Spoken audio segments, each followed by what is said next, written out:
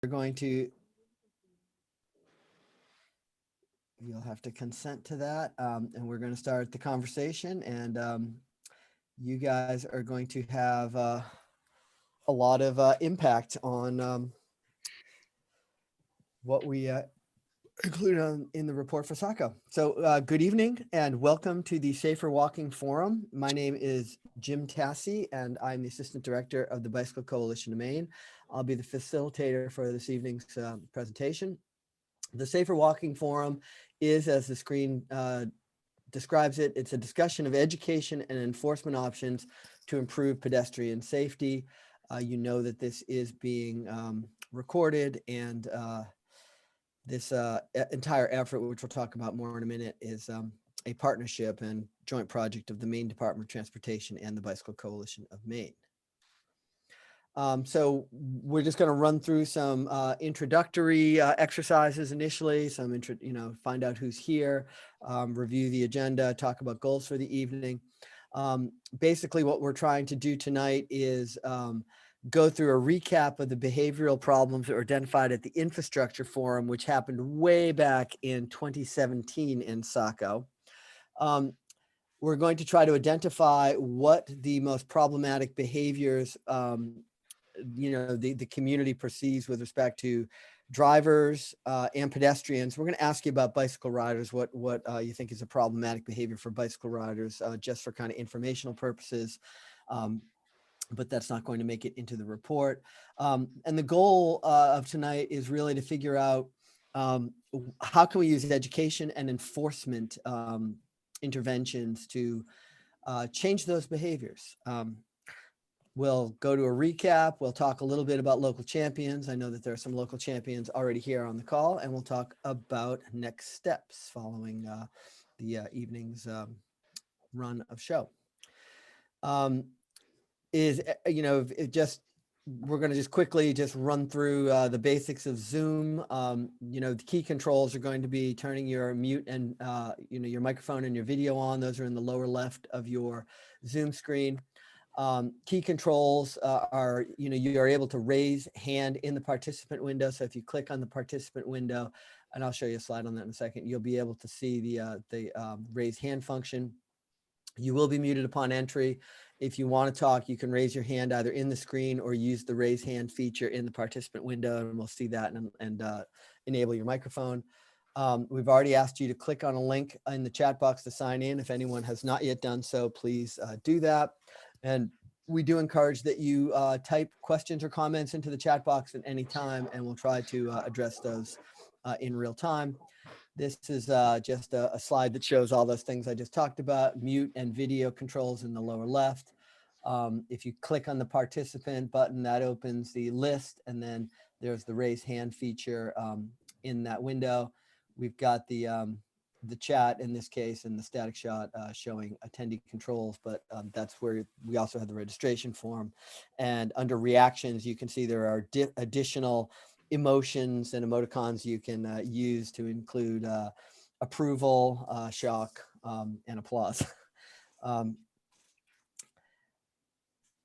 At this point, I'm going to turn it over to my colleague, Patrick Adams from the Department of Transportation, to just make some additional introductory comments and run through the introductory part of the presentation so we learn who's here and kind of more about what you're interested in. So Patrick, the floor is yours.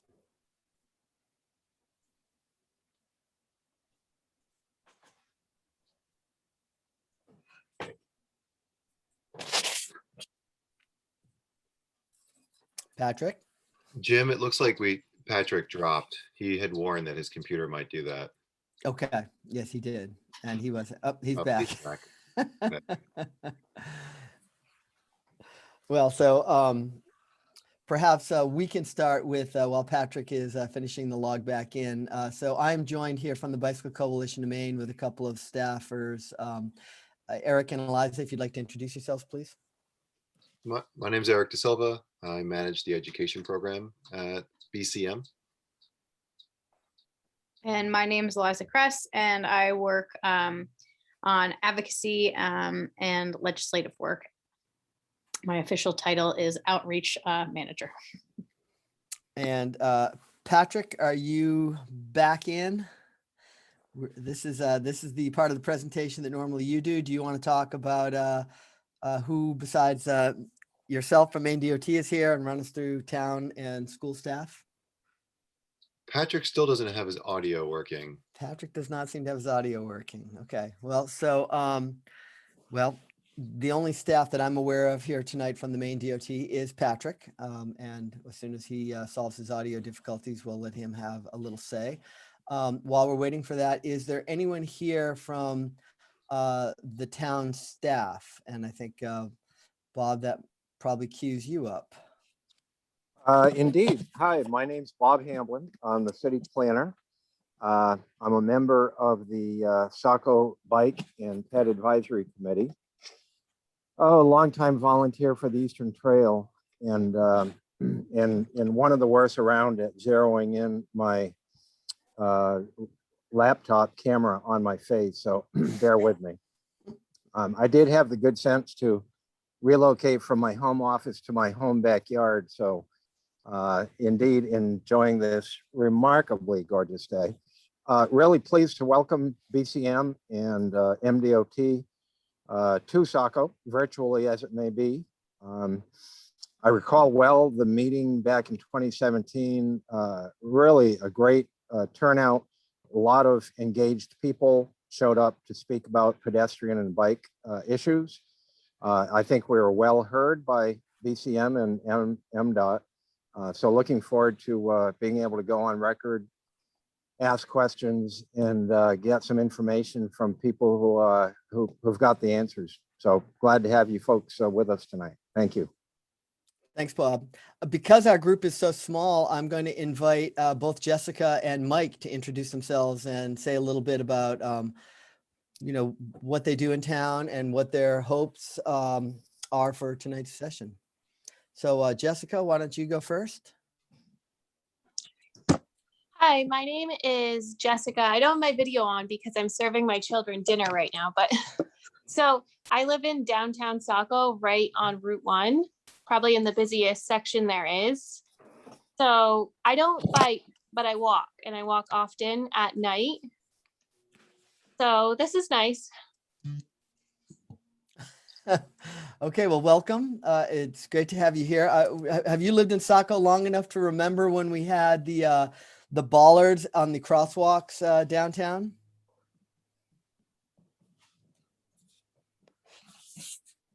Maybe not. Oh, We just lost her, actually. looks like she just dropped off the call. Uh-oh. Okay, well, she'll log back in.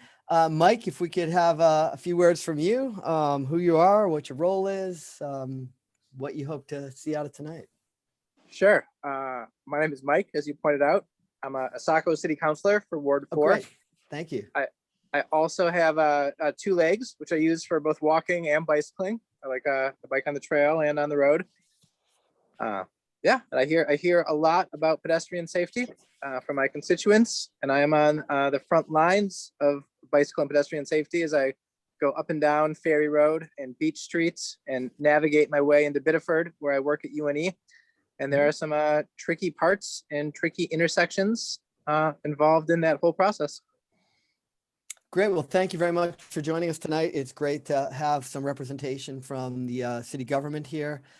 So you'll be both a resident and a representative of the the political culture in Saco. So thanks. It's great to be here. Emphasis on tonight's conversation is on pedestrian safety. So, bicycle stuff may come up. It'll be digression, but we're always happy to talk about bikes, but really what we're going to zero in on tonight is pedestrian safety. And at this point, we're down to just 2 people from Saco, Bob and Mike. So I don't know if Jessica is going to be able to log back in or not. I'm assuming based on that observation that there is no school district staff here, nor police staff. Bob, I know that you're on the Bicycle and Pedestrian Committee. Mike, are you involved with that as well? I am. I'm the council liaison to that group. Oh, fantastic. Okay, great. Excellent. And Patrick, are you able to provide an introduction as to who you are and what you do?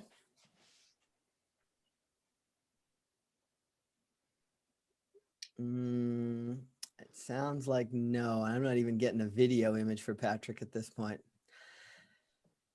Well, Patrick is the manager of the bicycle and pedestrian program for the Maine DOT. He is someone who works very closely with the BCM and really is the initiator of this entire heads up effort. We're grateful for the ability to partner with the Maine DOT on these important conversations. So I'm going to just move on to the next slide and keep us going. We are going to be using Zoom polls tonight. And so we're going to start with a very simple poll, get you used to it if you've never used these before. So the first poll is simply, what's your role in the community? I don't know, Mike, I guess you're going to have to come in as more like resident than town staff, because I suppose politicians aren't necessarily considered staff. So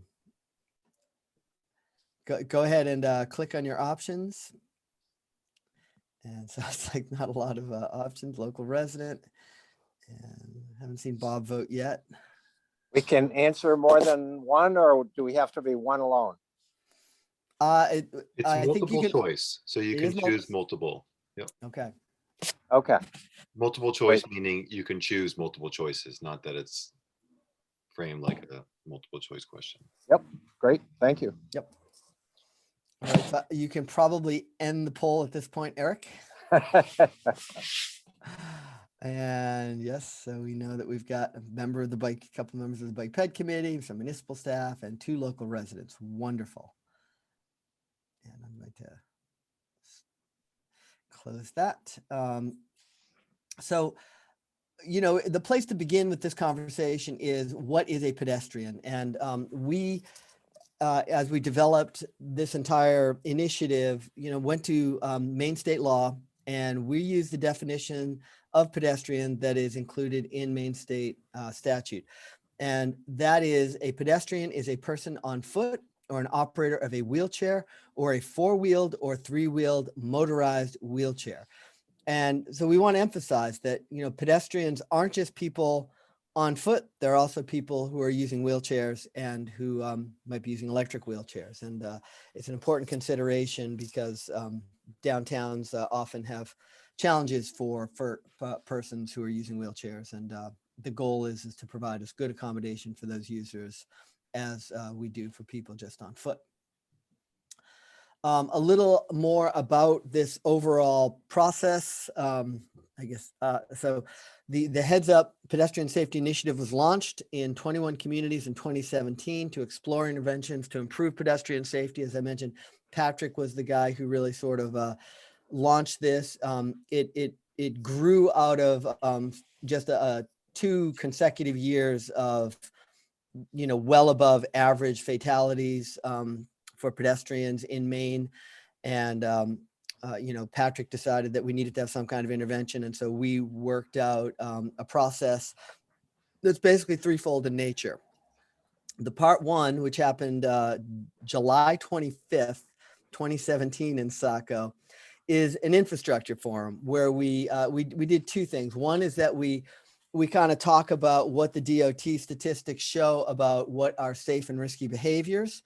And, more importantly, what we do is we go to the community and we ask them to identify what they feel are the problem locations in the community. And, in some cases that those locations may not even be reflected in crash data, but they are locations that are kind of like, bad locations, crashes waiting to happen sort of situation. And so, it really is about public input regarding where issues are perceived to be problematic. And we'll review those in just a moment. The second step of the process is we do a site visit that looks at those locations in partnership with town staff, usually, the director of public works, usually the police chief is there. We have Patrick is there, I'm there, and usually we have a Maine DOT engineer on hand. And if the town is an engineer as well, they're there. And I think, were you at that meeting, Bob? Were you at the the site? Yes. visit? Yep, indeed.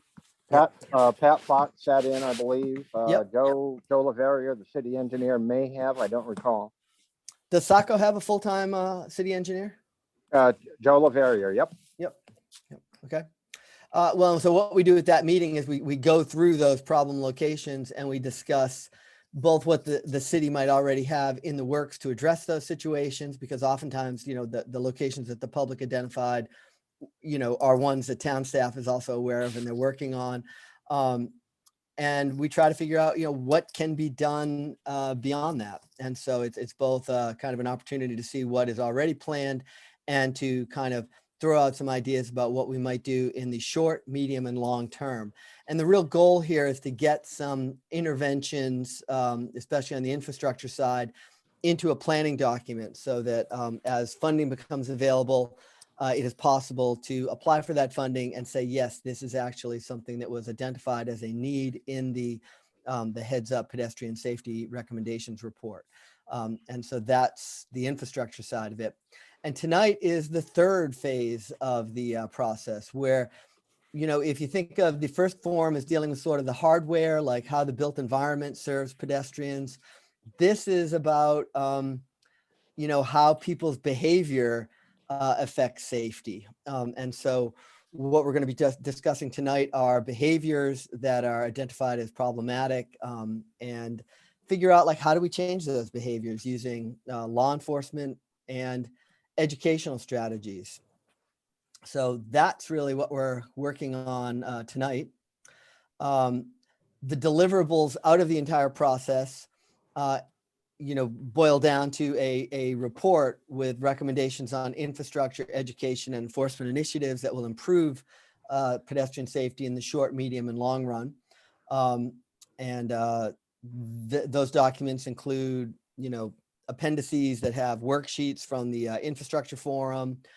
It'll have notes from tonight. It'll have, you know, more detailed information about the site locations and all the recommendations we make for improvements.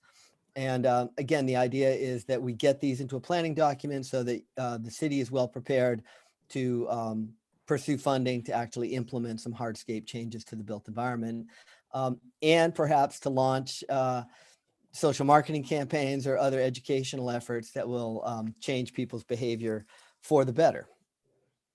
And of course, these are facilitated by the Bicycle Coalition of Maine, and we've been doing this now for 4 years, and we've got 21 communities to go through, and we've got, I think, 4 or 5 left. I'd have to double check the number, but Saco, one of the earliest to start with this process, is wrapping up as one of the final communities to finish it all with. So as I mentioned, we're going to talk about the kinds of behavior that endanger pedestrian safety. And that's going to be on the part of both drivers and walkers. So it's like, what are the things that drivers do that put pedestrians at risk? And what are the things that pedestrians do that put themselves at risk? And how might we use law enforcement and education to change those?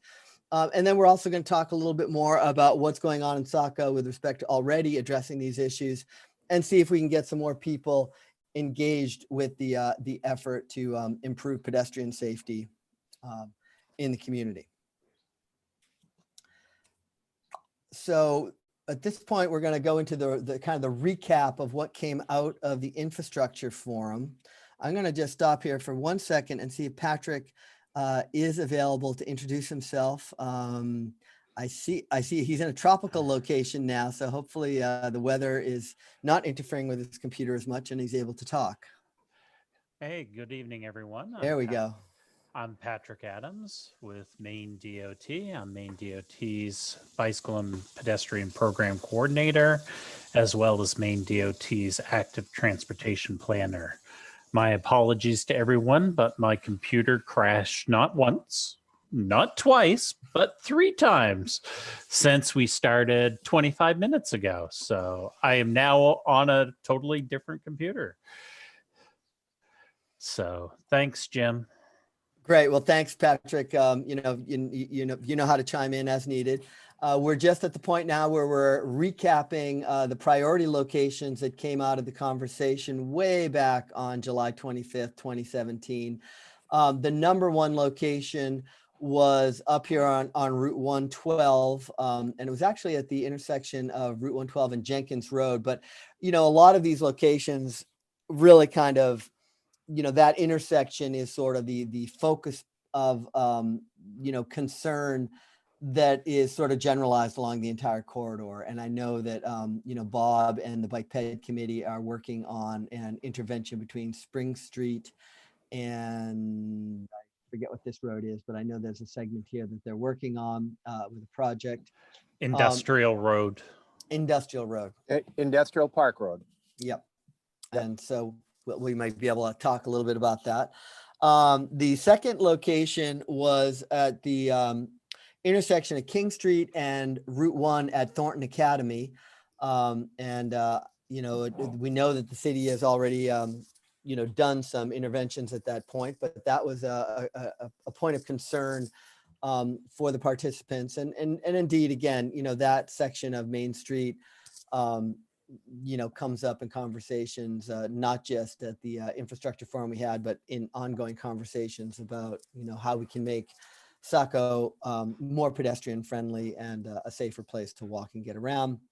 Really, third, fourth, and fifth locations. I didn't bother putting Ferry Road down twice, but Ferry Road was listed, came up, just different segments of Ferry Road came up as problematic, and Beach Road a little bit further, you know, north was also identified as a problematic location. And so these are the locations that the infrastructure forum identified.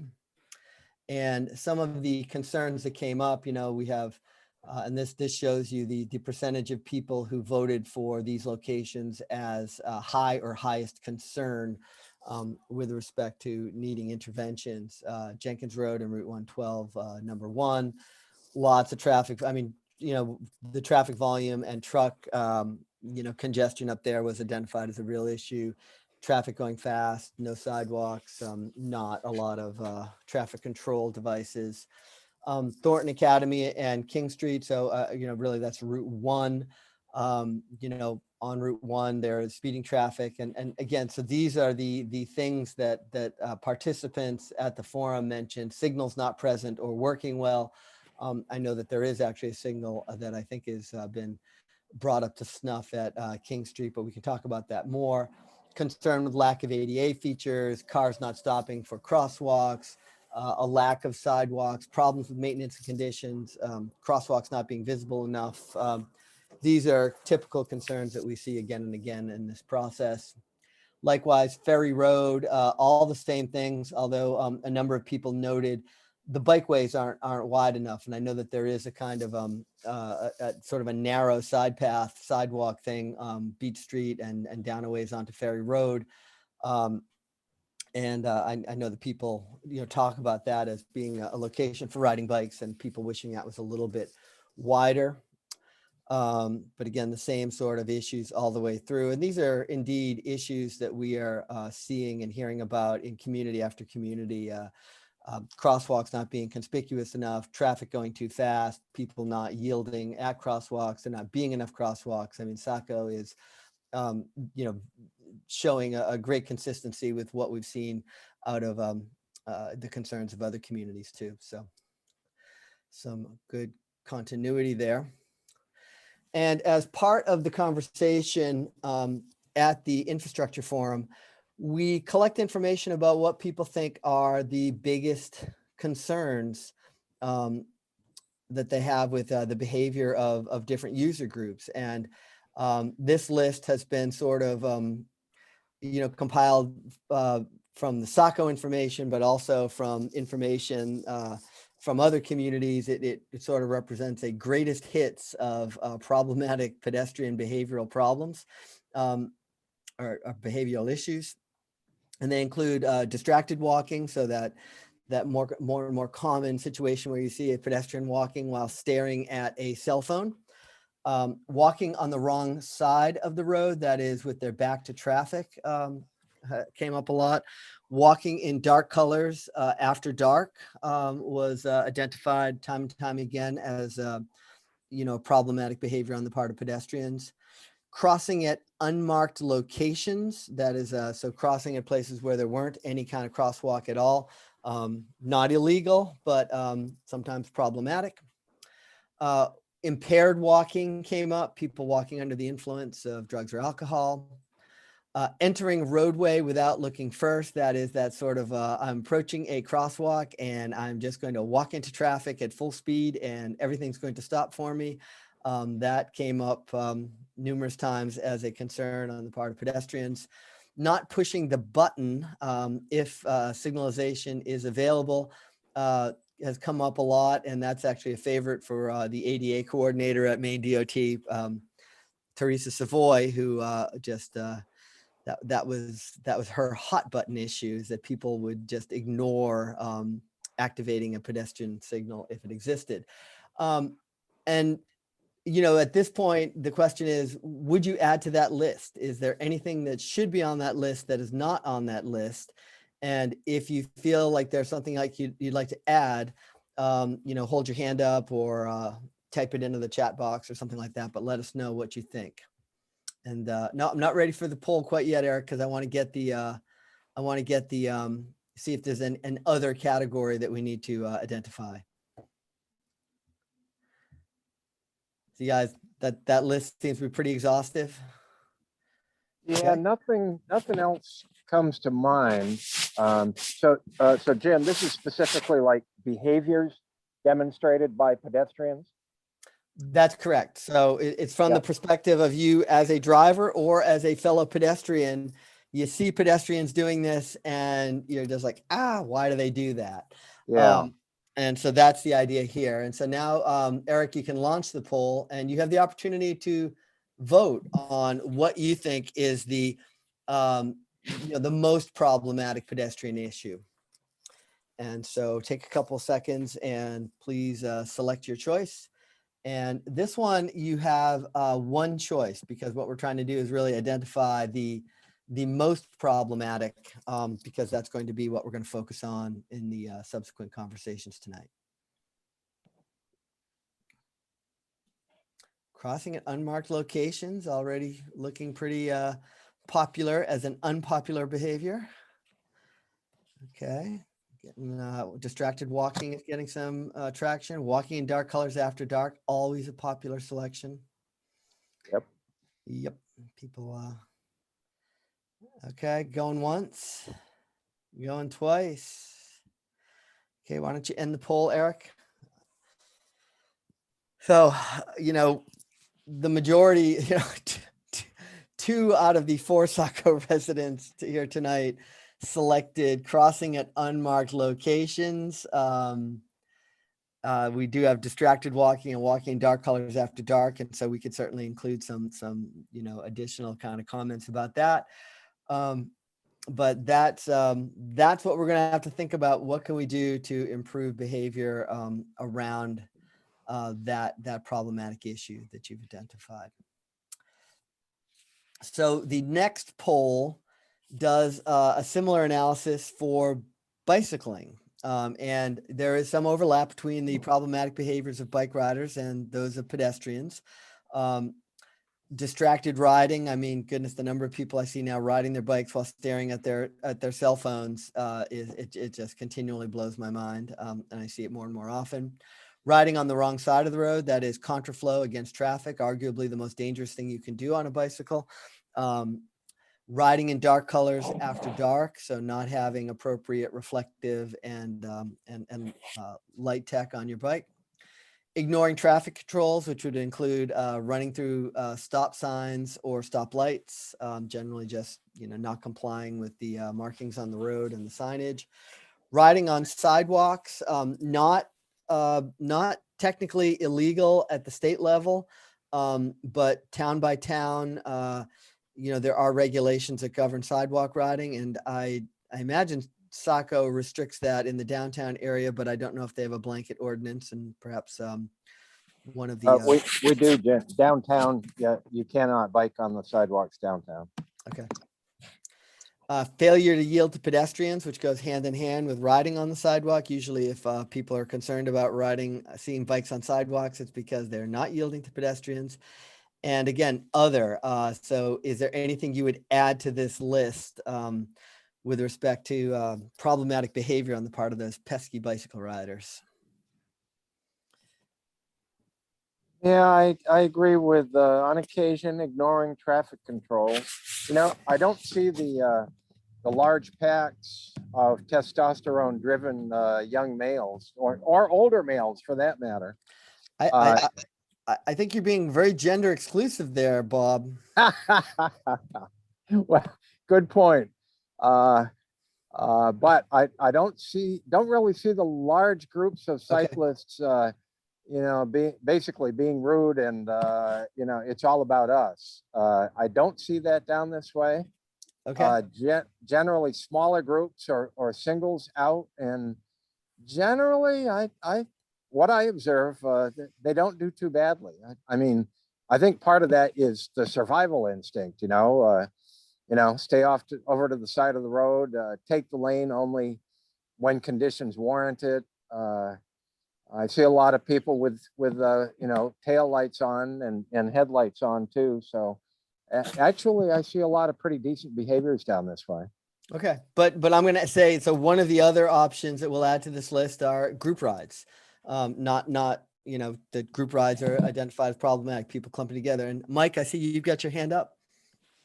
Yeah, thanks. I think maybe Bob was being overly generous to the bikers down here. We do have a number who sometimes act like pedestrians and sometimes act like bicyclists and vehicles, and do that in an unpredictable manner. So they may be on a sidewalk and then on the road and then on a sidewalk, or they may sometimes cross in crosswalks, but then jump on the road and then back to the crosswalk. And that makes them unpredictable and sometimes hard to navigate around. You know, that's a great observation. And certainly when we teach bicycling safety, we do emphasize predictability. So if you want to vote for either group rides or predictability, select other. And if we wind up winning in that category, we'll drill into that a little bit deeper. But so Eric, if you want to please launch the poll for bicycling behavior. Again, other at this point includes group rides and unpredictable, inconsistent behavior.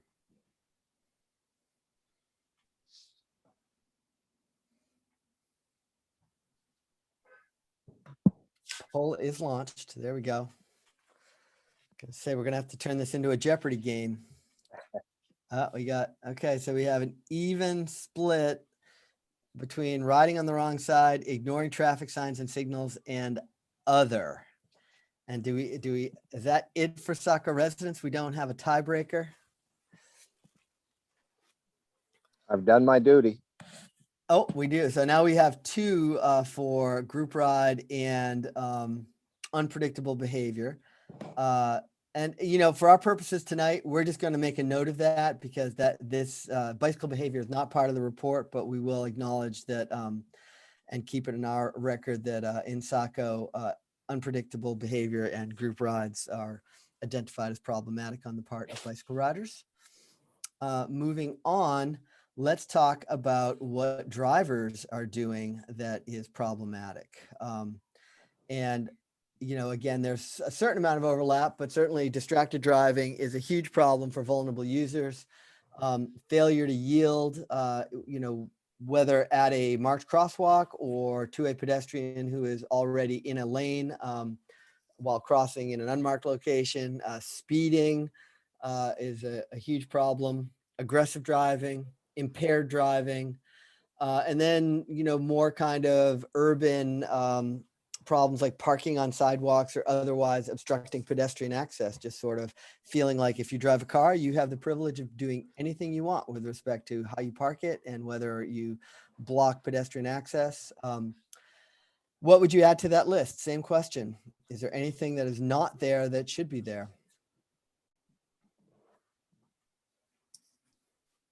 No, I think that's a pretty good list. Distracted, yep. Failure to yield, yep. Speeding, aggressive, yeah, we see it all. Those are the greatest hits. Yeah. Yep, Mike, anything you'd like to add, or did Jessica get back on? Do we have, and I noticed we have William here as well. Anything you guys would add to that? No, it looks good to me. Okay. I think it's good. All right. Well, Eric, why don't you launch the poll? And now you get to vote on your least favorite driver behavior. Can I pick them all? I'm No. only kidding. Yeah, you pick. I mean, you know, there are some that sort of, you know, speeding and aggressive driving are kind of close. And I was sort of thinking that intentionally getting too close is kind of part of aggressive driving, right? Absolutely. Oh my yeah. goodness, yes. Yes, that is absolutely close pass. Trying to send a message to a person who's out walking Right. or bicycling. Yep. Very, very annoying, and very, very unsafe. I just spent the afternoon. One of our other colleagues, myself and Angela King, we were riding on Brighton Avenue in Portland. We were doing a little site visit and a conditions inspection, and boy, there was some good behavior and there was some less good behavior. So it looks like at this point, aggressive driving is the winner for Saco. And so we do have some strategies already outlined on how to address some of those behaviors. Thank you for your participation in that. This next slide, you know, kind of goes to the whole issue of safety and why it's important that we think about both pedestrian behavior and driver behavior. What this shows is I use the DOT public crash data tool to get this information. And between the period of 2015 and 2021, excuse me, there were 22 crashes in total in Saco, including 2 fatalities, both of which appear to have occurred on Route 95. And I didn't really dig into that much more, but my guess is that there was a breakdown situation or something like that. And the pedestrians apparently were killed within Saco city limits on the highway, and there's not much we can do about those. Looking, you know, at a little more granular level, I looked at what we have in Saco for 2021. Nothing so far, which is great news. 2020, there were 2 reported crashes. These are just crashes in general. These are reportable crashes, which means that they have to involve a moving motor vehicle, personal injury, or $1,000 worth of property damage. So the stuff that's recorded here usually indicates that there was some level of personal injury associated with the crash. 2019 was not a great year for Saco. You had 4 reportable crashes, 2018, 3, 2017, back up to 4. And that's as far back as I looked. This map shows you the distribution of the crashes, and you can see Route 1, you know, has got really the lion's share of them, 19. And this next slide gives you a zoomed in look, a little bit more close, where you can see where some of these reported crashes are. If we were on the live site, if I were to click on these, you know, the 4s and the 2s and the 6s, the distribution might scatter a little bit, but what this is showing you is in this area, there have been 6 reportable crashes of those 22 that we discussed. And this is another little cluster. So, you know, certainly this indicates that, you know, Route 1 is, you know, Route 1's a problem. Main Street is an issue. Beach Street at the top of it, we can see you've got some issues. Here's Route 112, also showing some, you know, at least 1 crash. So the downtown area is the location where, you know, the cluster of crashes is most concentrated. So at this point, we're going to have, you know, ordinarily if the police chief were here, we would hear from a representative from law enforcement to talk a little bit about what could and cannot, you know, be done to sort of address these issues. I'm going to stop sharing the screen here. And so we're kind of having an open conversation at this point. So our 2 issues are aggressive driving and the pedestrian one. Refresh me, Eric.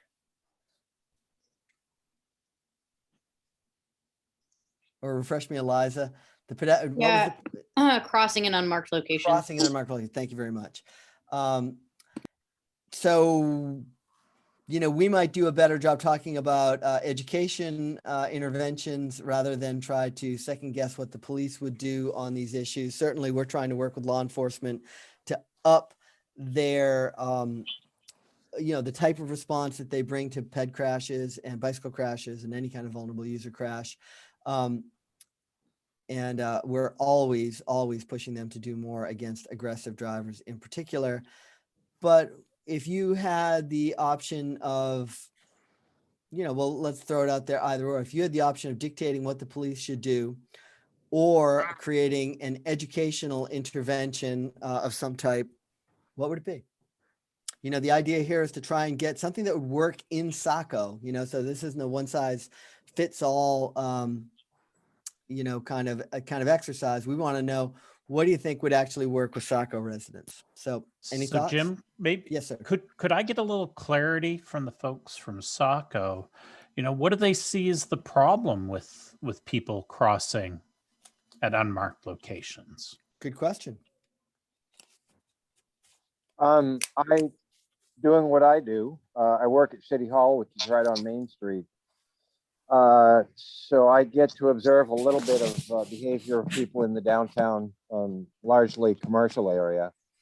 And there are crosswalks, reasonably well marked. In fact, we've got a local Main Street group, Saco Main Street, is seeking permission from the Traffic Safety Committee, a local group, to paint crosswalks. So that these things will be, that much more visible. And to me, it's an education situation. I'd love to see Saco Main Street demonstrate where, brightly painted crosswalks have been tried in other parts of the country or the state, and just report on what the experience has been. I think Rob Biggs, who's trying to get this through traffic safety, is facing a kind of a skeptical audience who hasn't seen it demonstrated before, and they're concerned that motorists might be distracted by these brightly covered crosswalks and not paying attention anymore.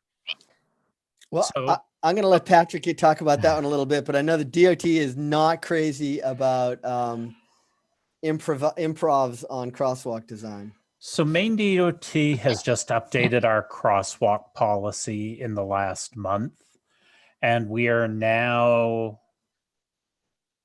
slightly more receptive to more creative alternatives when it comes to crosswalk design. For us, it has to be within a 25-mile-an-hour zone.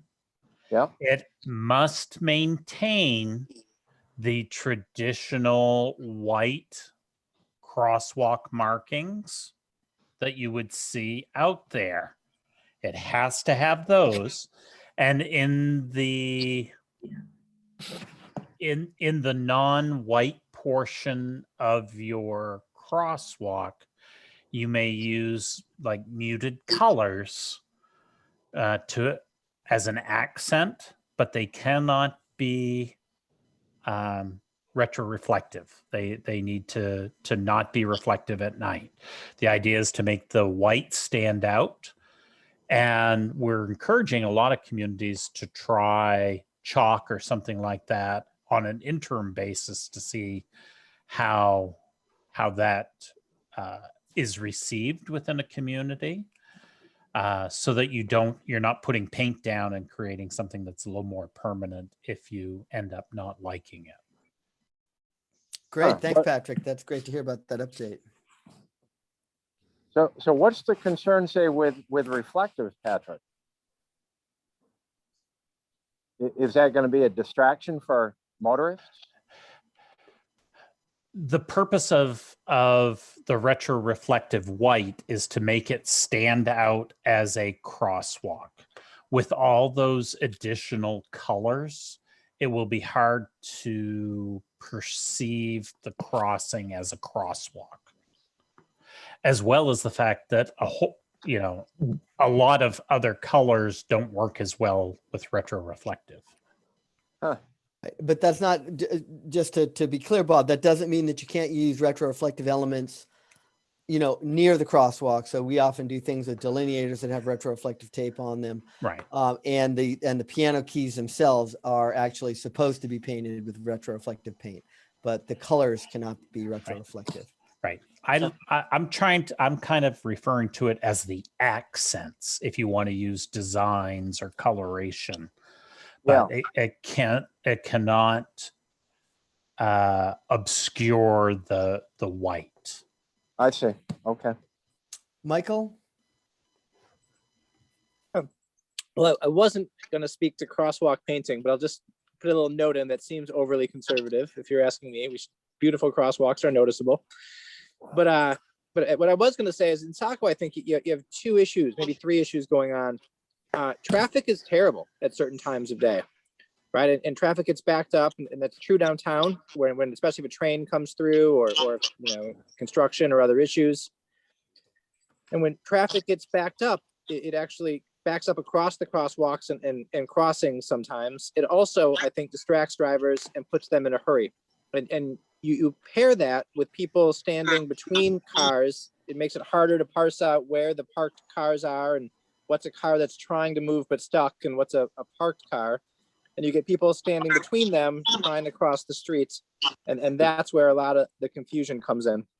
So Michael, are you saying that this is, crossing at the unmarked location, people are coming out from between parked cars and just try to, freestyle it across the road rather than going to one of the marked crosswalks, which, based on what you just said, sometimes get, sort of queued up on by people who are caught in congestion? That's exactly right. So you get people who aren't crossing at marked crosswalks, maybe because they feel like traffic is moving slow or already stopped and they don't need to, or maybe because the crosswalks are obstructed by parked cars. And you pair that with cars that are frustrated by the backup and are going to move at the first opportunity they have to move and not looking for those pedestrians. And I think that creates a bit of a nightmare scenario. So are the crosswalks obstructed by parked vehicles or vehicles no, that are queued in traffic and just vehicles can't? that are queued in traffic? That's exactly right. Vehicles that wish they were moving but aren't. Right. So maybe some of our education then could focus on when you're caught in traffic, making sure that you don't obstruct the crosswalk. That's exactly right. And that's actually would help with traffic flow also, because we often get intersections blocked by cars, which then obstructs cross flow, which then leads to further backup. It's really actually a problem for pedestrians and cars. And the obstruction of the intersections, that becomes an enforcement issue as well as education. Absolutely. And then down by me on the Ferry Road, it's not quite the same as downtown. We just simply don't have crosswalks crossing Ferry Road. There are very few. And that's especially true by Atlantic Heights and some other retirement communities. And they're trying to access what you called kind of that narrow pathway that goes by the road. It's maybe a bike path, maybe it's a sidewalk. It's kind of a little bit unclear. But they want to cross the road, and a lot of the neighborhoods want to cross the road to access that trail and use it. And use that to walk downtown, use it to walk to the cemetery, use it to walk down towards the beach. And there's just simply no crosswalks. And so cars aren't looking for people crossing, people are crossing. And that's just an unsafe situation, especially because, speeding is rampant along that way and aggressive driving is rampant along that way. I recall that exact point being made at the site visit, that, people are trying to cross at unmarked locations from some of those neighborhoods and some of those housing complexes. And I recall that there was some conversation about potentially putting in sort of standalone safe landings and perhaps getting some crosswalks in. I know that that was discussed. Do you remember that, Bob? I mean, I can pull up the. Yeah, the one that I thought garnered the most attention was Atlantic Heights, Mike. That's right.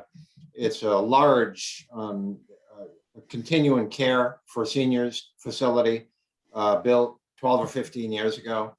You can move in there at 55 and, go out in the casket at 95. It's just, they've got it all. And the thing is, there's a sidewalk on the southerly side of Ferry Road, Yep. all the way down to Bayview. And which side of Ferry Road is Atlantic Heights on? The northerly side. So very easy for me to imagine, somebody, a septuagenarian, octogenarian, active throughout life, walks down through the campus, so to speak, down the driveway, comes to the road and, oh yeah, there's a sidewalk. It's on the other side of the road, and somebody whizzes by at 43 miles an hour. I think it's, it is 35 miles an hour, I believe. It is, but people are routinely going 45 or even 50 miles an hour down that stretch of road. Yep, And, agreed. it was a big issue. It's a big perennial political campaign issue. Atlantic Heights wants a crosswalk there. Yep. And there's a couple of issues I've been told. And one is the road kind of curves, kind of on both sides of it. And I guess there's some rules about when a road can curve versus where a crosswalk goes. And this would be too close to some road curves to put it there. And maybe, people on this call probably know about that better than me. Right. It's And the then adequate sight distance Right. to be able to cross safely. And the faster the cars are going, the greater that sight distance needs to be. Right. And so then there's some issue of where you'd put the crosswalk, and the most logical places would involve some private property, which would involve, some right of ways to get there to have it make sense. But they would love it, and it would make their life safer if something could be done. Right, agreed. Yep. Yep. And I remember actually it was the, let's see, there's Laurel Hill Cemetery, like right across from, is that where Old Orchard comes in? Yeah. Old I Orchard remember- Road, yes. I remember we Yeah. talked about that corner as, and so I'm looking at some of my notes. There are some, on Beach Street, consider adding crosswalks at regular 400-foot intervals is something that kind of came up, or at least in or spot treatment, crosswalk signage at Old Orchard Road. Consider radius change to slow traffic and shorten intersection. Consider improving existing bike path sidewalk to a minimum 8-foot MEP spec.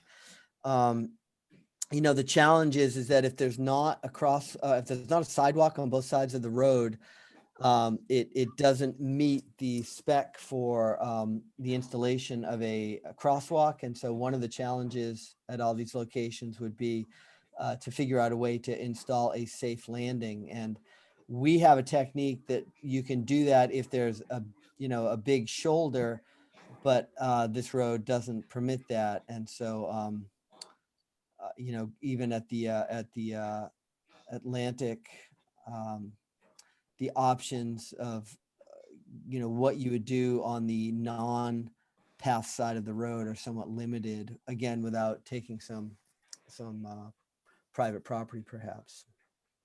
Yeah, I think there's been a possible solution as you're heading away from town and you encounter the Atlantic Heights driveway that comes down to Ferry Road. And, looks like a local road. The potential is there to run sidewalk on the Atlantic Heights side of Ferry for, maybe a couple of 100 feet, come down to a cross street, opposing cross street on the other side of the road. Because the wisdom here shared by Public Works and the PD is that to avoid the mid-block crossings. And I understand that's a good general rule of thumb. So there's a solution out there. At the same time, it's been hanging out there as an issue for several years. I'm still waiting for DPW to include a line item, resolve the Atlantic Heights crossing issue. Just hasn't happened yet. Okay, well, maybe, the report can include some additional urgency around that. Well, so again, that's an infrastructure solution to a behavioral problem, but, they have no option. And so, really what we might need to do is concentrate a little bit more on educating pedestrians about what their obligations are if they're going to cross at an unmarked location, and then also educate drivers about the need to expect pedestrians everywhere. And there's nothing illegal about crossing an unmarked location. The law says you have to find a gap in traffic and move into that gap. You can't step into traffic at any point where you're doing so at a point that is too close to the approaching car for it to stop. So, you have to have some decent site visit. But at that point, once a pedestrian is in the road, the obligation on the part of the driver is to yield to that traffic. I mean, pedestrians are traffic under Maine law. And once they are in the travel lane, they have to be interacted with as traffic. You don't get to run them over just because they're not in a crosswalk.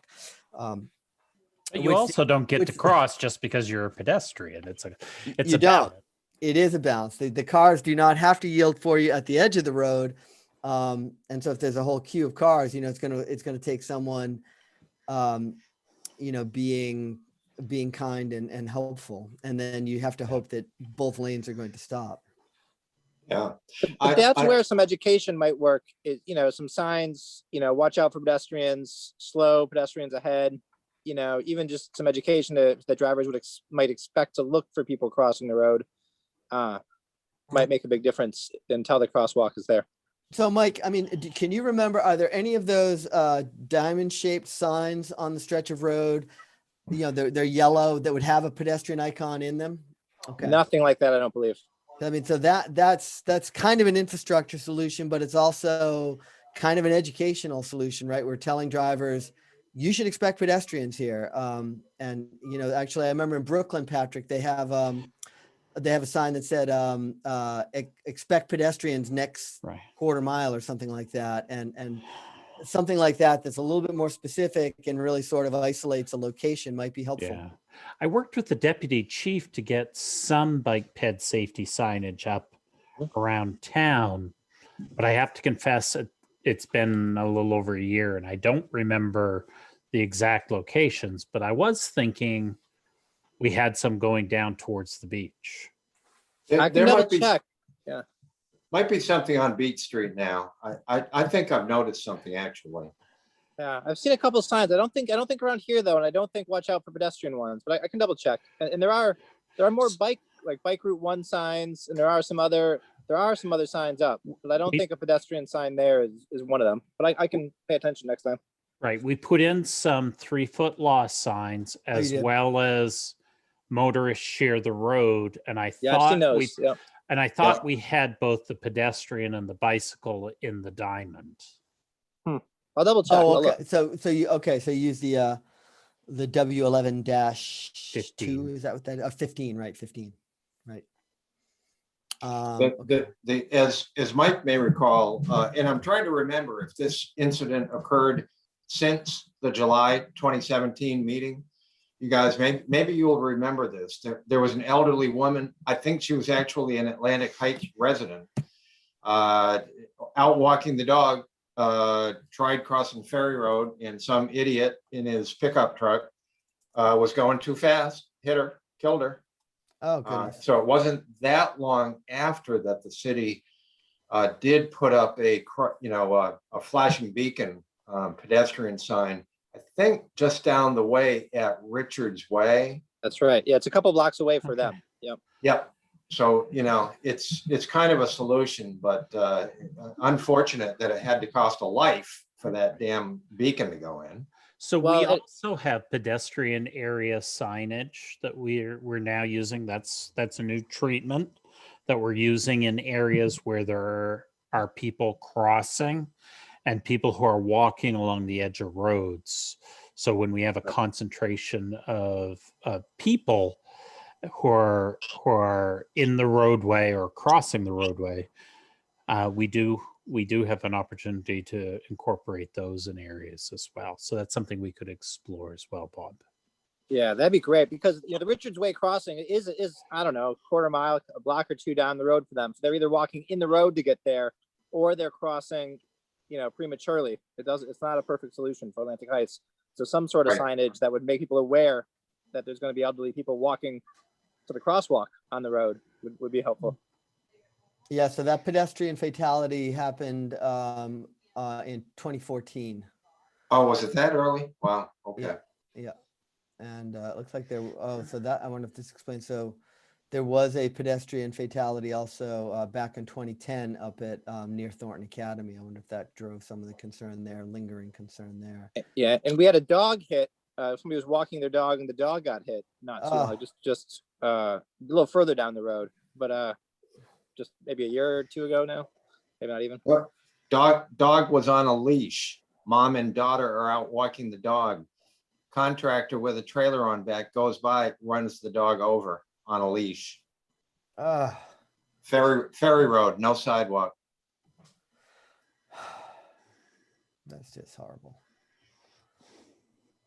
So I hate to discourage conversation, but we're talking a lot about infrastructure, and our hope is to talk about behavioral modification. Right, but we are talking about using signage to educate people about the presence of pedestrians. And so I think what we're trying to figure out is a way that to use, I mean, like, how do you educate a driver at a point of use context that they need to be kinder to pedestrians? But, you know, to Patrick's point, what can we do besides signage? I mean, what kinds of interventions might be appropriate for the community to take on to try and educate drivers about the need to really calm down on Beach and Ferry?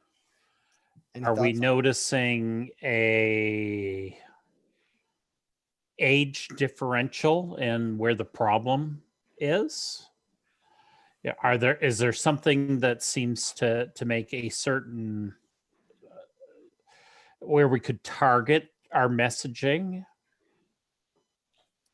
Yeah, you know, In other words, maybe children are the problem crossing the roads. Maybe it's younger drivers. Maybe it's older drivers. Maybe it's contractors, you know, maybe there's some sort of outreach to the, you know, the landscaping and, you know, construction folks who are dragging trailers around. Motorcyclists. We know there's a lot of those around there in the understood. summer. Well, you can always tell when school gets out at TA, for instance. Of course, this is not a good year to be measuring that, but in years past, you know it's 2 o'clock because the kids drive by in their hopped up Civics and, you know, quick little cars. You know, I try hard not to slander any particular vehicle group, but larger, louder pickup trucks pretty routinely drive too fast down Ferry Road. I live on Ferry Road, so I have a front row seat. How much police presence do you see there? I mean, is there an enforcement opportunity here that should be really kind of highlighted? I think Chief Clements just very recently has, I'm not just sure what's prompted it, but I am seeing cruisers parked in different locations, you know, to keep an eye. We do have a mobile, you know, digital sign, so as to both measure the speed of vehicles going by and also deliver a flashing message if they program it that way. Mhm. I wish I saw that used more often. Maybe it's just moved around a bunch and I just don't keep up with it, but I'm not sure. Yeah, I was just going to mention that they moved that sign down here by the Young School for about a week or two for some targeted enforcement, and that did make a huge difference. And I think just anytime there's targeted enforcement or the presence of law enforcement, that's going to be the behavioral change, not necessarily getting a pamphlet about whatever, you know, like until somebody pulls you over and gives you a warning or writes that citation, I don't know how much education is going to be. Is there any durability to that compliance, or once the sign's gone, behavior returns to the previous status? You know, I just actually saw some data. God, where was it from? Might have been from Isleboro. Maybe you can chime in on this, Eliza. But I remember that we got a data set that showed Oh, no, he sent the information. It showed that on some of those dynamic message boards that will, give you the thumbs up or down or somehow interact with you when you change your behavior, and it senses you like in Cape Elizabeth, we've got one that it starts flashing if you're over 35. If you get down under 35, it gives you a thumbs up. And I mean, I was watching that the other day, approaching it on my bike, and it was amazing the number of cars that actually reduced speed and got their thumbs up. The manufacturer's pamphlet that we're looking at was claiming that you do get ongoing benefits from the sign, and you can reduce like 20% of drive. Just you can bring your numbers down, but it still did acknowledge that speeding behavior is still a problem. It's not 100% solution, but it does have some lasting impact if you leave them up. But moving them around is what's typically done. But okay, well, so dynamic messaging board, more use of that, more speed enforcement, and certainly, Mike, I always feel that, the political arm of a municipality, does have some impact on what staff does. I know Bob may disagree with that, but he can chime in. But, really kind of hearing from the council that, okay, you guys need to focus your enforcement over here a little bit more. They may bristle at the directed, but they may ultimately pay attention to it. Yeah, very, very useful suggestions. And I would probably ask rather than direct, but it'd be just as effective in Saco. Good. That's better. So much more civil. Yeah, that's right. I also was thinking as we were having this conversation, are there any data on educating people about these fatalities and accidents? Would a sign saying someone died here? Would a sign saying an accident occurred here? Does that work? Does that educate people? Never tried I it. don't know. Ghost bikes are a thing. So, with in the bicycle community, the location of a fatality is often marked by a bicycle painted white and locked to the point at the side of the road where the cyclist was killed. I mean, you often see, the crosses by the side of the road, mostly Right. I think associated with motor vehicle crashes, but I don't know, and again, the question is, do you think that would resonate in Saco? And is that an intervention that, I mean, it'd be easy enough to come up with maybe not just fatalities, but let me just change this. I'm looking at now a span from 2008 to 2021. I just want to get a sense of how many crashes might have occurred on Ferry Road, Beach and Ferry. And it's really, The cynical side of me asks if, because Maine's fatality rate is so low comparatively, would we You'd be doing the unintentionally? opposite. Yeah. You're right. Are we giving the wrong message yeah. unintentionally? Yeah. So I mean, Right. I guess my question is more, you're talking about educating drivers potentially, and signage you're calling infrastructure. So what are the other tools we have to educate drivers? What are the effective options, and what does the data show works, and then we can think about maybe how to do it better. Social marketing campaigns, social media, PSAs, stuff that runs, ads on Facebook, so that people are seeing it as part of their, their Facebook feed or their social media interactions. Have you seen the signs, drive like your child lives here? Right. Yeah. One of the things that I thought was really interesting in New York City that they did was they actually had an art contest for middle and high school students, where they had the students design signs, for lack of a better term, and messaging around pedestrian safety.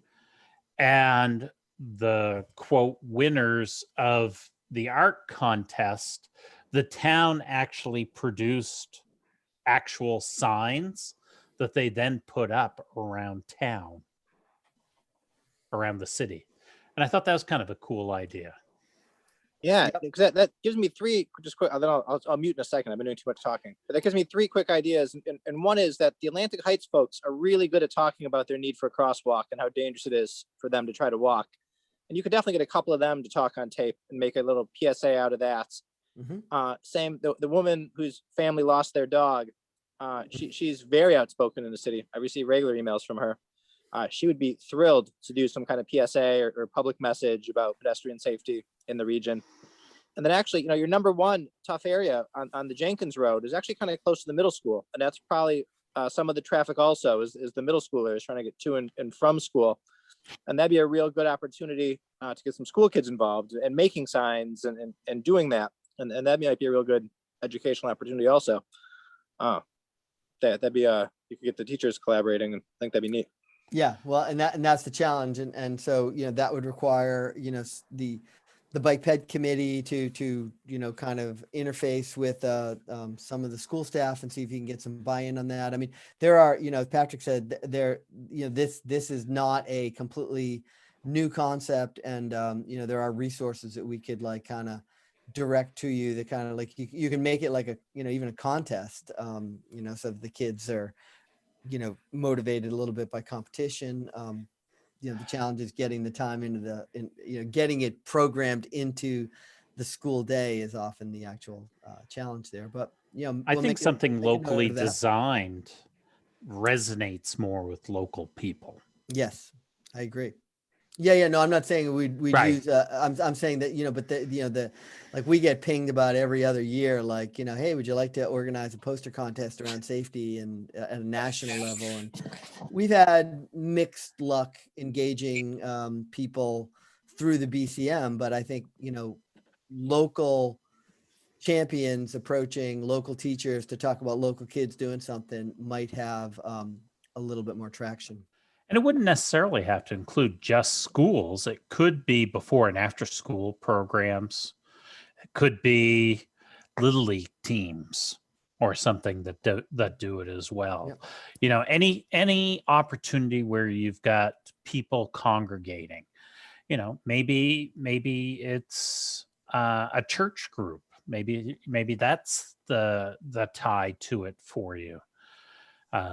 We've constantly heard issues about Thornton Academy and the challenges of crossing the street in that area. That could be a great focus, because if you've ever been to Saco, where Thornton Academy is, and if you've ever watched students in that area, what the challenge is. So that could resonate well with people. Yeah, and and I was thinking, when Mike, you mentioned getting, someone from Atlantic, or that poor woman whose dog, was hit while walking, would making like some sort of I'm thinking of like Patrick. I don't know, were you around when Oxford County Moves created a whole series of posters that really emphasized that the people on the road are your neighbors? Give your neighbors a break. And they had a whole series that showed, this guy's your cardiologist. He rides a bike. But for Saco, perhaps it would be, your neighbors are on the road, and, show a picture of a sympathetic looking older person. Look at you, Bob. Sorry. Couldn't resist. Just couldn't resist. But that turns into a person like, hey, give me a break when I'm out here walking, and getting those up around town, as restaurants and bars start opening. I mean, we've often talked about like, is putting them, in the antechambers of, the atriums of restaurants, even putting them in restrooms. Where can you get them where they're going to confront people? And so that might be another kind of route to go, again, capitalizing on local faces and local voices. We've also seen examples of local businesses putting such messaging out on their boards in front of the stores, or up on the advertisement billiards that would be along the roadside, kind of making people aware that people walk here, they live here, travel slowly, travel safely, etc. Yeah, and Jessica has her hand up, so I want to give it to her, and then I want to talk a little bit about Slow Me Down. Jessica, what's up? You're muted. Can we unmute? Sorry about that. There you go.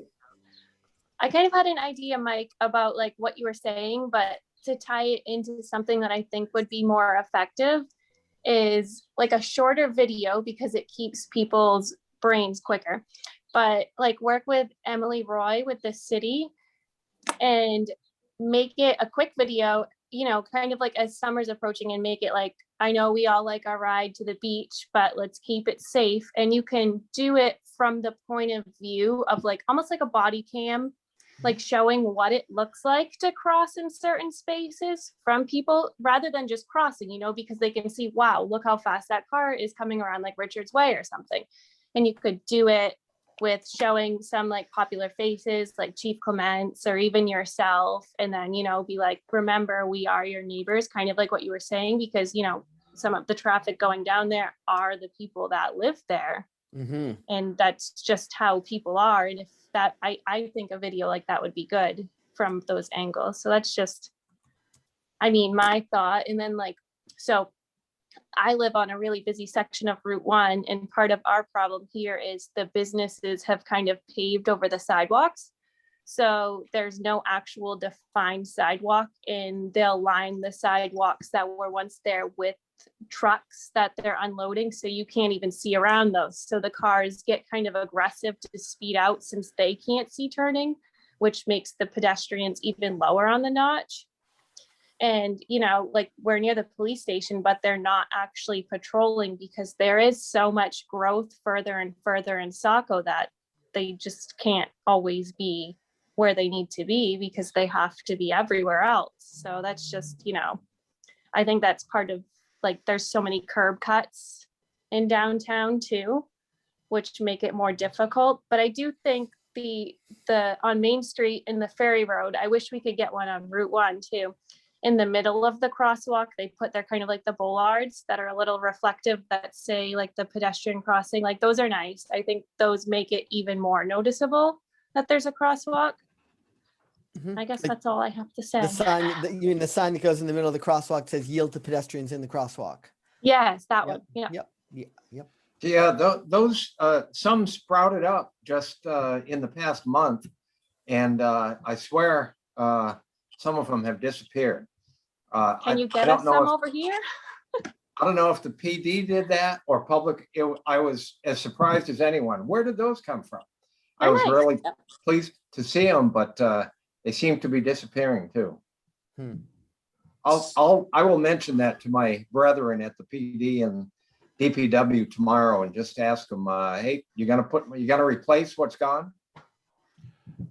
So one of my casual observations about our discussion so far tonight, it appears that only people who live in Saco are the problem, because that's really what we've talked about. I agree with that. So I've always had the impression that Saco kind of drew a summer crowd. Have we thought at all about what we might want to do for people who are visiting the area? When you mentioned that, Patrick, that's not where my thoughts went. My thoughts instead went to exit 36 and all the surrounding communities, you know, all the commuters that come to Saco and through Saco to jump on the turnpike or possibly Route 1 too. Especially So with the new interchange coming. yeah, and that will be a help. But I've no doubt there are commuters number in the thousands coming in on Route 112, on Route 5 to get to the turnpike or to get wherever they're headed. If you're out in the area of the middle school, that area of Buxton Road, North Street, 112, exit 36 area, whenever I pass through there at 7:38 in the morning or 4:30 to 5 in the afternoon, I remind myself of how fortunate I am that that's not my commute. Wouldn't want to do it. So go ahead, Bob. Just as kind of a whimsical thing, you've probably seen something similar before. the cops starting to pull over people who are doing the speed limit, who are driving well. And the cop pulls them over and presents them with a card for, I don't know, a free coffee, or a simply a thank you from the chief of police for driving well. I wouldn't mind a bit seeing a campaign like that. Word would get out pretty quickly, and it would just give people a little bit to think about. Positive ticketing, they call that. Yeah. Well, and one could, just getting back to the crossing in unmarked locations, and I'm thinking for like on Main Street, would it be useful for a beat officer to like, hey, I saw you use the crosswalk and actually walk a little way to get to it. Here's a coffee, here's a coffee certificate. And, I'd love to see it. Yeah. And again, it's just, can you get the police to embrace it and work on it? Yeah, it would be worth approaching them. And to tell you the truth, if the council says, hey, Saco PD, this is the way it's going to be, then that's the way it would be. Good. So we've been talking, I'm trying to filter, and that Eliza's been capturing notes, and we will have a transcript of this because we're closed captioning. But what I'm hearing is that from the standpoint of dealing with the behavioral problem of crossing in unmarked locations, we haven't talked a lot about how do we get pedestrians to do better on using marked locations. And I think that, making these a little bit more conspicuous, Jessica's point, maybe if we get more R1-6 signs up, that's the yield to pedestrians and crosswalk signs, it looks like a more appealing place to cross. Bob, you probably remember a few years back when we actually installed delineators at the curb extensions on the crosswalks and yep. And that just kind of makes them a little bit more conspicuous and actually prevents people from, what we were finding is that people were actually driving over those at-grade curb extensions. And so the curb, putting the delineator in slowed people down. It's an infrastructure solution, but does it actually educate the pedestrians that, oh, this is a better place to cross than just going for it? What else might you use to kind of, impress upon people the need to use the facilities that they paid for? Any thoughts on that? Well, I won't go on too long here, but what crosses my mind, Jim, is BMPs, best management practices. I wonder if MDOT or BCM have ever considered, creating a guide or a manual for local public works or police departments to turn to. They're seeing a problem with speeding vehicles, for instance. Okay, what are some tried and true strategies? Or pedestrians not using crosswalks. Okay, what's a strategy that has been used elsewhere that would work? I just find if the industry standards and or the best management practices I see what you're saying, yeah. that have been tried out and proven, if those can be shared with local departments who may not be privy to those, that could be a huge help. Patrick is shaking his head, but really the recommendations report that we're going to provide will offer some suggestions, and some of them, there's a whole section where we actually kind of say, general stuff, and that's where we throw in like what we've learned from other communities. But you want to add something to that, Patrick? Oh, no, I'm thinking, from the department, we focus so much not on, the people are not using the infrastructure. It's how can we engineer solutions? As DOT, we are heavily focused on engineered solutions as opposed to the behavioral modification piece. Yeah. And I don't disagree with you, Bob. I'm just saying I'm kind of shaking my head because it's just frustration on my part, because that's how we operate.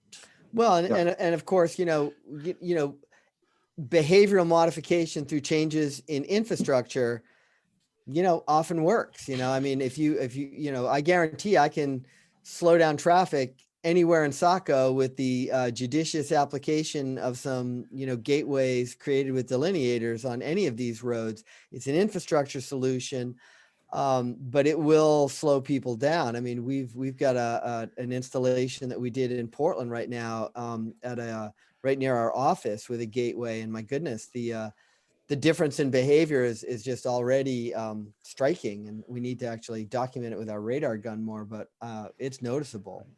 I think the challenge we face is, we can take these strategies to the extreme and we can get results, but then you face the pushback from the population. And as opposed to slightly tweaking things back, what we end up facing is, complaints to the city council, and it takes it all the way back to pre-installation, and you've actually made no long-term progress. So sometimes we have to nudge it along, right, with base hits, not home runs. Yeah, that's what I like to say. No, I think that's absolutely true.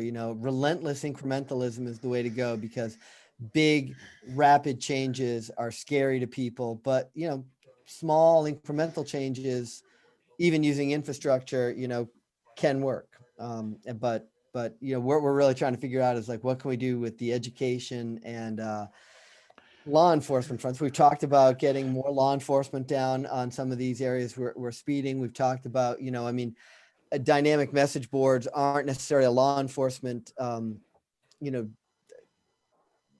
measure, but they are often managed by law enforcement. So getting those dynamic messaging boards out there is usually the function of police, and that might help with some of the aggressive driving behaviors that we're concerned about. Do we need? It's a little after 7:30, Jim. Should we move on to the next? Well, I think the vehicular piece. Well, I think we've been talking sure. about the vehicular piece as well. That's been embedded, because remember, we talked about what can we do to calm aggressive driving on Ferry Road, and we talked about some signage. We've talked about the PSAs and the poster campaign that we might create that would try and educate people about their neighbors being out on the street. Mike, you got something to add? I do. I just wanted to jump in real quick. Sure. Say three things. One, Patrick said if you go too fast, you get complaints to the city council, and nobody wants that, right? Avoid complaints to the city council. Two, I think Jessica also pointed, I didn't want to get lost. I think Jessica pointed out in enforcement opportunity where there's blocked sidewalks. And when you start, when businesses are blocking sidewalks, that causes traffic or, pedestrians to depart, walkways and crosswalks and start crossing or walking in the streets, unsafe places. And that's a real enforcement opportunity. I just wanted to mark. It could also be an education opportunity too for the businesses. And do you create flyers that you tuck like on the windshield wipers of those vehicles? And if that doesn't work, do you actually then put up bollards or delineators that actually physically prevent the car or the truck from encroaching on that space that you're trying to keep them out of? And then the third thing to bring the conversation fully back, the one of the points of the painted crosswalks is to encourage people to use them. It's more fun to cross on a colorful, decorated crosswalk. It's novel. It draws attention to the fact that they're there. So I know we already kind of poo-pooed that idea, but I wanted to bring it back around into the behavioral change conversation.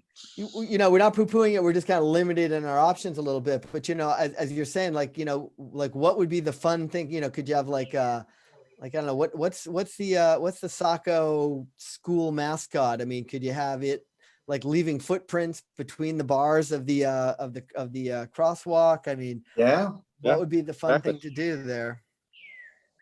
Yeah, that's exactly the right idea. Or colors, or exactly. Hey, I'd love to see polka dots and paisley. I mean, change it up. I'd like to see downtown livened up a little bit, and painted crosswalks sound like a good way to do that. Now, so Patrick, can you elaborate a little bit more on the updated policy? I mean, is like, whimsical. You cannot have words. No words. Okay. No words. So you can't, in your crosswalk, you can't say visit Old Orchard Beach or anything like that. Can you say slow down? Nope. Those are words. Those are letters. Okay. We have what we can You put. can have colors and designs. And Patrick and I are experimenting with something we picked up in Camden. Ultimately, Camden was the originator. Stop, look, and wave. And they use a painted stencil, but we're actually working with 3M and we're creating these at the crosswalk entrances that say, you know, stop, look, and wave. So it's kind of education to the pedestrian about, you know, the best way to cross safely. And you can put those on the edge, but I mean, I think, you know, probably the process would be come up with a design, and we'd have to run it by, you know, the region engineer, especially if it's on a DOT road. If it's on a local road, there's a little bit more latitude, although So DOT might still. It's not going to work. say. I was going to say, my Oh, you're trying to hold it camera's up? not showing up. I had pictures from today where we put the signs up. I think if you actually disable your background, it might work. better Let's for give you. that a try. Virtual background. So what was the stop, wave, and look deal? That those Hold are on. not words painted in the crosswalk. If I can change the angle here. Whoops, I Yeah. got to turn that off and see. I don't know if you can see. Oh, wait, there it is. Yep. Hold it just like that. So you can see. So what that is, it's a little vinyl panel that is adhesive backed, pressure sensitive. You put it down, you tamp it down with a cart. And what it does is just, you know, provide a little guidance to pedestrians so that, again, they're not just walking out into the crosswalk, but, you know, they're showing the deliberation. The state law says as soon as a pedestrian shows intent to cross, that's when drivers are supposed to yield. This is a way to kind of like, you know, really indicate your intent to cross. You get a wave, and Yeah. you know, that human contact can be helpful too. And so this is a pilot project that we're working on. We installed at 3 crosswalks in Augusta today and 3 in Rockland. Yeah, under different types of installations under different conditions. So see how durable it is and how it lasts. But, you know, on the question of, you know, Patrick had suggested some sort of contest with school kids, perhaps. Patrick's on a tropical island now, man. You know, what about a design contest, you know, in Saco, tapping into some local artists to try and come up with designs that we could then run by DOT and see if we could find, you know, something that jazzes up the crosswalks, make them more inviting and appealing as places to cross, show a little community spirit and flair, but are still going to meet the DOT standards. I mean, that might be something that could be explored as well as a way to kind of, you know, keep it local and engage folks. Not a bad idea. Burning question for me. Driver's education, I guess schools or providers or whatever you call them. There's a couple in Saco. You see them out. I'm always coming up behind driver's education car. So question is, to what extent are those 16-year-olds or whatever age they may be, educated as to pedestrian and bicycles and how to deal with them? Do you know? It is completely at the discretion of the instructor of the driver's ed program. Really? We at one point tried to mandate a minimum amount of time in statute and were defeated. So some driver's ed instructors will give, you know, an hour, some will give 15 minutes. It is in the manual. It is something that they have to touch on, but it may not be emphasized. In the Maine driver's handbook, we were able to actually get the Dutch reach now included. So as part of the, you know, the best guidance for operating a motor vehicle. But, you know, we do pretty steady outreach to driver's ed. Angela presented to the driver's ed association, the Maine, MEDEA, Maine Driver's Ed Association. You know, we constantly remind them of them and how important it is that the drivers be taught to be careful around vulnerable users. but it's really, there's no absolute hard and fast guarantee as to how much they're going to get. Wow, that's a wasted opportunity. That's too bad. Well, I agree. And, you know, we, like I said, we tried to write a law that would say you need to give at least 30 minutes. I mean, the amount of time we, you know, like it's difficult to mandate any sort of educational content. You know, we've tried to actually mandate basic traffic education in the schools, 2 legislative sessions running. We were pretty close the last time, and it finally died in committee without adequate funding. Angie Presby notes that getting the schools involved for a crosswalk art contest is an idea she likes. There could be an educational opportunity to teach about crosswalk safety too. And it could be, teach the school kids, and maybe we get some adults thinking about it too. Yeah. So good thoughts. I mean, other ideas. I think we're at 7:40. Have we touched enough on enforcement? Do you think we have enough information there, Jim? You know, I do. I'm always hesitant to like, you know, make too many commitments on the part of the police department, but we certainly have recommendations that already exist around fighting aggressive driving.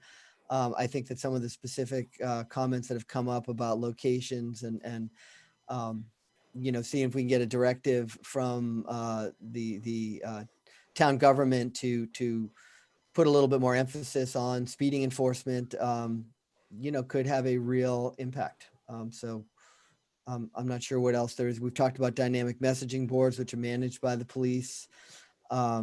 We've talked about positive ticketing as a way to encourage people. You know, you're doing the right thing, you get pulled over. I mean, I don't know how I'd react to that, but you know, I think I'd want more than just a cup of coffee, frankly.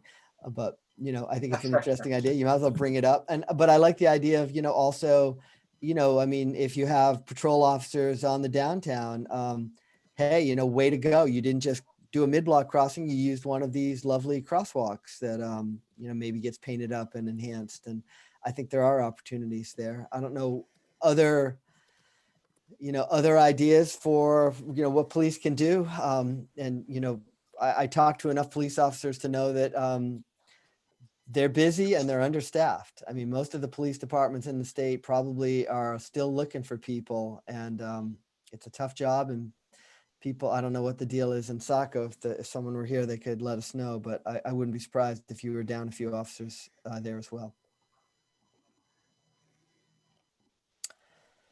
Okay. Okay. I just want to bring everybody's attention to what I just posted. And that would be, can we all agree that a meeting ending at 8 p.m. sounds a hell of a lot better than a meeting ending at 8:30 p.m. How about it? Can we pack the next 15 minutes? We absolutely can. We're very close to done. And I think we're going to segue to the concluding remarks pretty quick here. One thing I did want to throw out is that, you know, BCM is currently running a social marketing campaign that really kind of grew out of the Heads Up work. We call it Slow Maine Down, and we abbreviate it Slow Me Down.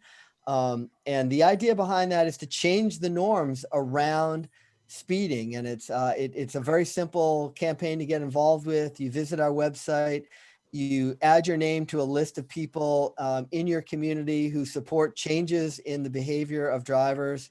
And once you've signed, you are then eligible to get stickers to put on your car that say "Slow Me Down." And putting that sticker on your car will change your behavior, but it also provides an explanation to the car behind you as to why you're actually obeying the speed limit, which is absolutely confusing to some people. The other thing that you can get are, we've got a whole raft of lawn signs that are kind of similar in size to those political signs. And they're very similar. Like I think, Patrick, you mentioned drive like your kids live here. Same idea. This sign says, you know, slow me down. Speeding is our main problem. And the biggest words on the sign are slow down. And the idea is that if we get these things sprinkled throughout the state and sprinkled on, you know, corridors where speeding is a problem, you know, the people driving there begin to see that, well, you know, there's a constituency of folks who live on the street that would like to see something different happen. So I urge you all to go visit bikemaine.org and join that campaign. It's one that like I said, it really grew out of conversations about speeding that we were having at these Slow Me Down meetings over the years. And we're approaching 500 people signed on. We've already gone through like 150 lawn signs. Take advantage of it. It's free, it's meaningful, and it's a very easy way to get involved and show your support for better behavior on the roads. And we've got a couple of posters that have showed up around town. Stop speeding, and these are like maybe 4x6 banners. Is MDOT behind that, or is BCM behind that, or do you know where they come from? Not us. It's Bureau of Highway Safety, and it's Okay. actually it's a NHTSA campaign. So it's a National Highway Transportation Safety Administration working with Bureau of Highway Safety. And we had talked at one point about trying to really loop Slow Me Down in with Bureau of Highway Safety, but we couldn't quite come up with a solid plan to go after. So maybe next year. But yeah, it's a little redundant, but it's also mutually reinforcing. So we like the idea. We think that ours is a little bit more local flavored, and like I said, I urge you to check it out and participate. Yep. And Eliza has shared the link in the group chat. Thank you, Oh, thank you. Eliza. Eliza, I don't know, anything you want to say about the And campaign? so is Eric. Okay, great. Thank Okay, you. we got it there twice. Beautiful. All right. Well, so I'm going to go back to sharing my screen and just run you through the last couple of slides here, just so we can stick with Bob's brilliant plan. Well, I know everyone's thinking it, so I try to verbalize. That's good. That's good. So we've done this. So we've only got 2 slides to go here. You guys have, in Bob and in Mike and in the Bike Ped Committee, which is really trying to be proactive. You've got some people involved. Those of you who aren't yet involved, and reach out to Bob, reach out to Mike, get involved with this committee. And see what you can do to help. I mean, we've got opportunities to talk to the schools. We've got opportunities to think about, can we get some sort of design effort going around posters, production of PSAs, crosswalk designs. I mean, there's a lot of opportunity here. Patrick and the BCM, can only do so much.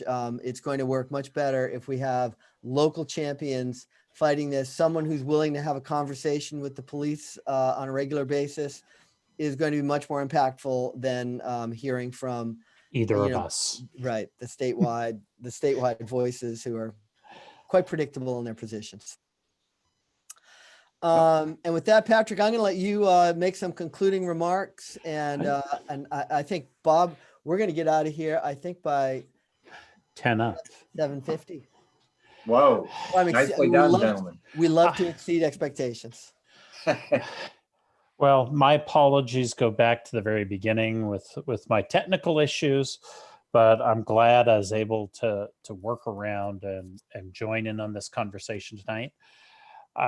My hope was that we would have had a lot more people participating tonight than we had there.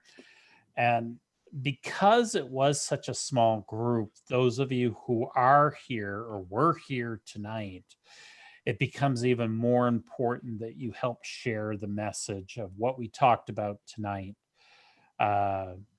This should not be an end point. This should be treated as a starting point. We can continue to have conversations. You don't necessarily need Jim or I to be part of those conversations, but the more you talk about these issues in Saco, the more people will hear the message and the greater likelihood that we're going to continue to make a greater impact on pedestrian safety in town. I appreciate everyone taking time out of busy schedules, especially on a nice early summer evening. And thank you all for joining us. Back to you, Jim. Thank you, Patrick, and I'll echo Patrick's thank yous to everyone who participated. You know, we were a small group, but I think it was a productive and fruitful conversation. So thank you for your input.